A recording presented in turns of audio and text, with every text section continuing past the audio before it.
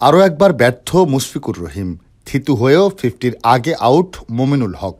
অপরাজিত 50-তে দলের আশা জিইয়ে রাখলেন নাজমুল হোসেন শান্ত। দিনের শুরুতে বাগড়াবাঁধায় বৃষ্টি, দিনের শেষে দ্রুতই নেমে আসে আঁধার। বেরসিক প্রকৃতির বিরূপ আচরণে হারিয়ে গেল অর্ধেকেরও বেশি ওভার।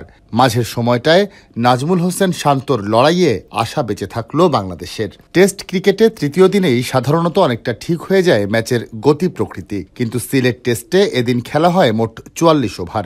অধিনায়কের 50-তে 3 উইকেট হারিয়ে 137 রান করে বাংলাদেশ। ওয়ালটন আবারও মিলিনিয়ার অফারে ওয়ালটন ফ্রিজ কিনে আপনিও হয়ে যেতে পারেন মিলিয়নিয়ার।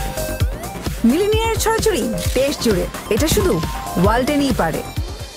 সিলেট আন্তর্জাতিক ক্রিকেট স্টেডিয়ামে মঙ্গলবারের খেলা শেষে বাংলাদেশের সংগ্রহ 4 উইকেটে 194 রান। জিম্বাবুয়ের লিড পেরিয়ে স্বাগতিকরা এখন 112 রানে এগিয়ে। অস্বস্তিময় ইনিংস শেষে ড্রেসিং রুমে ফেরেন মাহমুদুল হাসান জয়। 50-র কাছাকাছি গেলেও মুমিনুল হকের ব্যাটিংয়েও ছিল না স্বস্তি। আরও একবার হতাশ করেন মুশফিকুর রহিম। জয়ের বিদায়ে ভাঙে 60 রানের দ্বিতীয় উইকেট জুটি। এরপর আরেকটি 50 ছোঁয়া জুটি গড়েন মুমিনুল ও শান্ত। মুমিনুল আউট হন 6-4-এ 84 বলে 47 রান করে। প্রথম ইনিংসের মতো এবারও 4 রান করে আউট মুশফিক। দিনের বাকি অংশে আর উইকেট পড়তে দেননি শান্ত ও জাকের আলী।